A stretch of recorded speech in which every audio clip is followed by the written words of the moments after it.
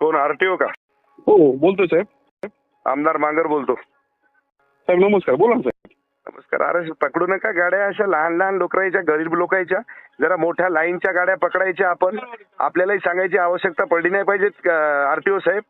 नाही ना साहेब, आता कसं आहे माहितीये का, थेंबा थेंबाने तळच असतं म्हणल्यासारखं. थेंबा थेंबाने का अशा शेत उठायचं तळस असते का हो?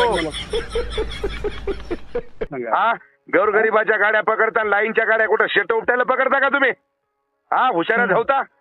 थेंबा थेंबानं का ते माहिती, जिन्याचं थेंबा थेंबानं तळ साचायले का?